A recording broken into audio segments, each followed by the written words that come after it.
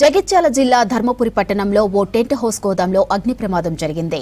గుర్తు తెలియని వ్యక్తులు అర్ధరాత్రి నిప్పు పెట్టడంతో టెంట్లు, డెకరేషన్ సామాన్లు కాలి బూడిదైపోయాయి. 15 లక్షల వరకు ఆస్తి నష్టం జరిగిందని టెంట్ హౌస్ నిర్వాహకుడు ఆవేదన వ్యక్తం చేశాడు. ఇక కేసు నమోదు చేసుకున్న పోలీసులు దర్యాప్తు చేస్తున్నారు.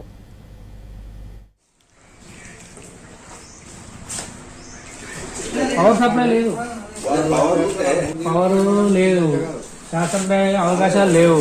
చుట్టుపక్కల ఏరియా ఎక్కడ కూడా మన అగ్గి పెట్టినా లేవు.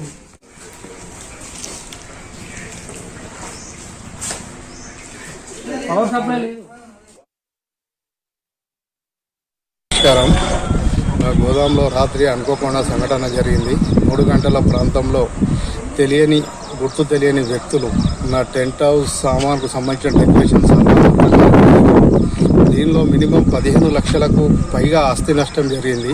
దీనిలో 100 సీలింగ్లు, 67 కర్టెన్లు, క్లాత్కు డెకరేషన్కు సంబంధించిన టోటల్ ఐటమ్ కాలిపోయింది. ఒక 20 టెంట్లు కాలిపోయినాయి.